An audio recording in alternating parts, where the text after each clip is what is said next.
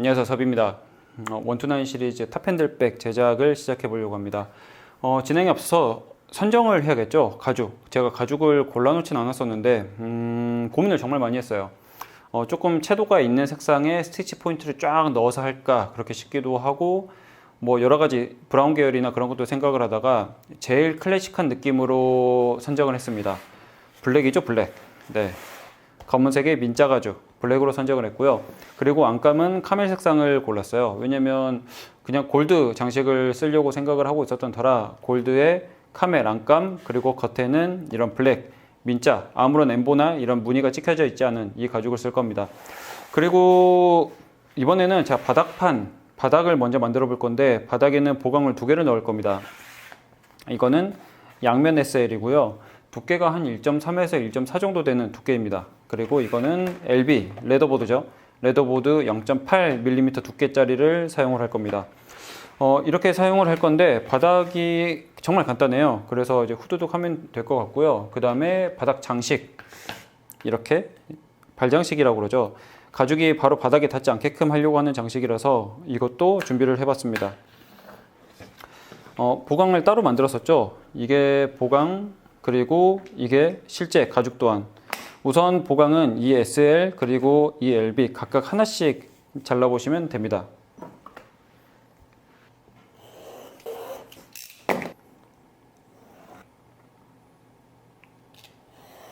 지금 밑판의 안감 같은 경우는 이 사이즈가 있잖아요. 이 사이즈보다 조금씩 크게 자를 겁니다. 조금씩 크게 대충 잘라도 됩니다. 왜냐면 붙여서 자를 거기 때문에. 참고로 제가 사용한 이 검은색 가죽 같은 경우는 민자 가죽인데 매우 소프트하게 처리가 되어 있는 가죽입니다. 그리고 조금 촉촉한 느낌이 드는 그런 가죽이라고 보시면 돼요. 이제 표면 질감 처리가 매우 촉촉하게 되어 있는 가죽이라 이쯤에서 잘라보면 될 것 같아요. 이만큼 잘라놓고 하겠습니다. 이렇게 하고 나서 이쪽에 크리저를 먼저 그려버릴 겁니다. 다 만들고 나서 그려도 되겠지만 먼저 크리저를 그려버릴 거예요. 이렇게 평평할 때.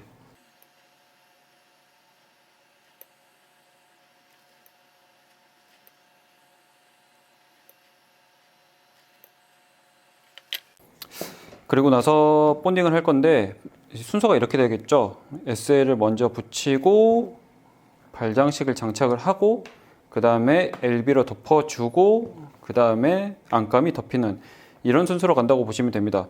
그리고 지금 보면은 제가 어느 정도 작게 들어가는지 한번 확인은 해봐야 돼요. 지금 두께감이나 뭐나 이제 그런 것들을 한번 검토를 해봐야 되는데, 한 5mm 정도 남는 느낌 정도면 충분하긴 하거든요. 5에서 6mm 정도. 보강이 이렇게 여러 개가 겹칠 때는 바느질 라인만큼만 들어오는 게 아니라 그것보다 좀 더 들어와야 됩니다. 보강이 들어가는 두께만큼을 조금 보정을 해줘야 되거든요. 이 정도면 충분할 것 같습니다. 그리고 이왕이면 이거를 이렇게 해서 얹어 놓은 다음에 한번 그려 두시는 것도 괜찮습니다. 이제 붙일 위치를 미리 확인을 하는 거죠.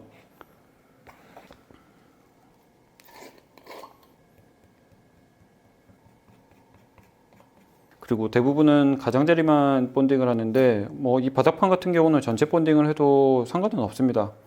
뭐 크게 움직이는 부위가 아니기 때문에 조금 더 힘을 단단하게 이제 주고 싶으신 분들 같은 경우는 전체 본딩을 하셔도 뭐 괜찮을 것 같아요. 근데 저는 전체 본딩 하는 것을 선호하진 않는 편이라서 이렇게 가장자리만 본딩 하겠습니다. 이렇게 얇게 펴발라서 이미 마른 것을 바로 붙인다기보다는 살짝 얹어서 위치를 보시는 게 좋습니다. 이렇게 꾹 눌러서 딱 붙여주시고, 그 다음에 발장식을 이제 부착을 해야겠죠. 발장식을 부착을 하는데 이렇게 두고 나서 이것 같은 경우는 제가 화방용품에서 샀던 거예요. 뭐 조그만 이제 조소도구인데 그 끝을 제가 갈아서 만들었거든요. 이것 가지고 꾹 눌러서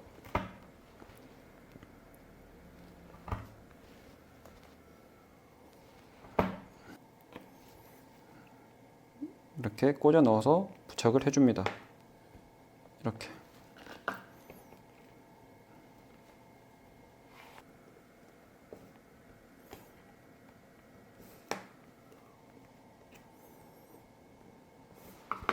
근데 지금 이렇게 보면 조금 아쉬운 점이 지금 여기 보이시죠?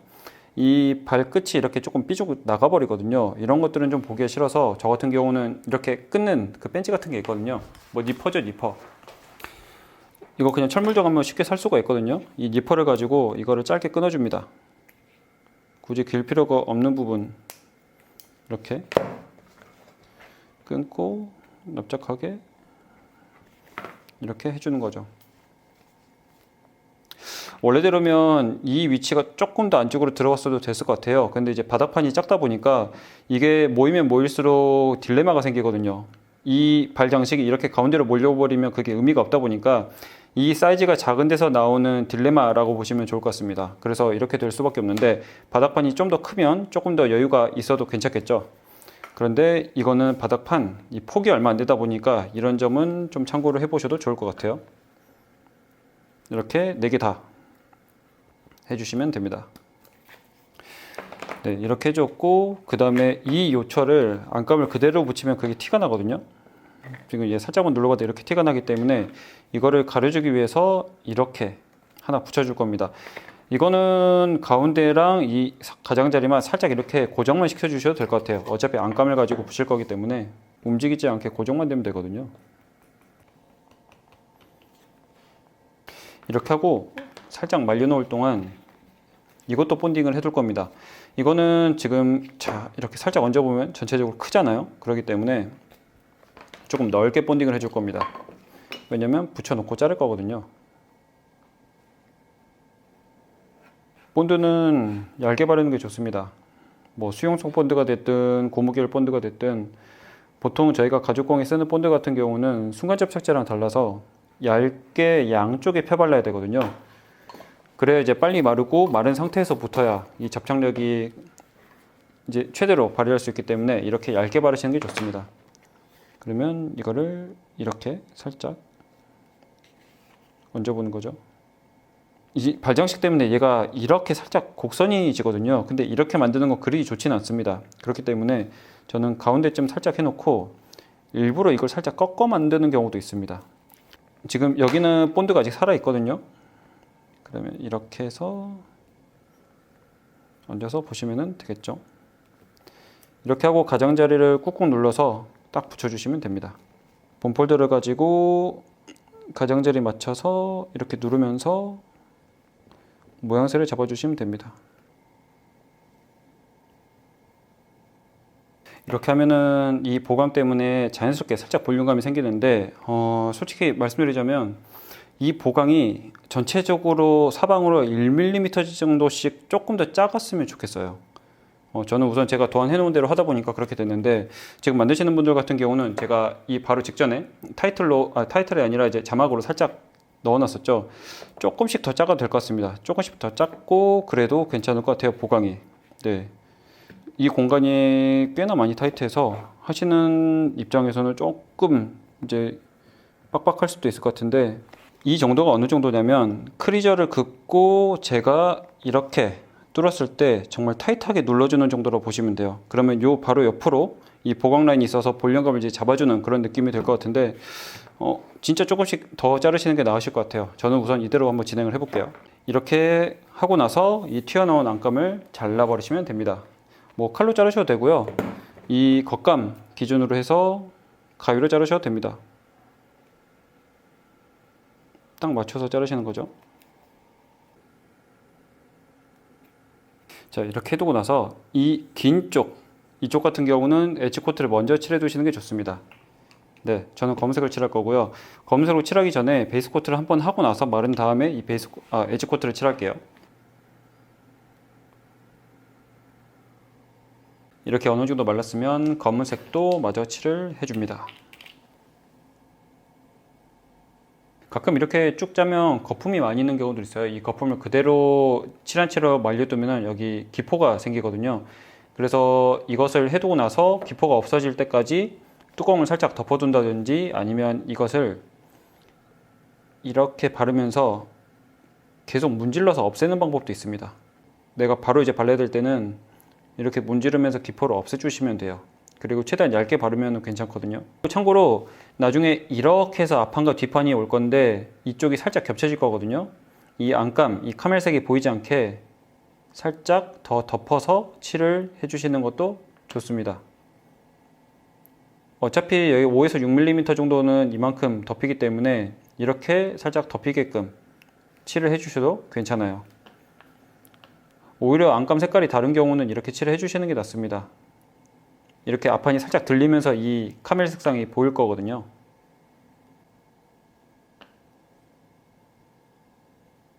네, 이렇게 바닥판이 완성이 됐습니다. 여기까지만 하시면 바닥판은 완성이고요.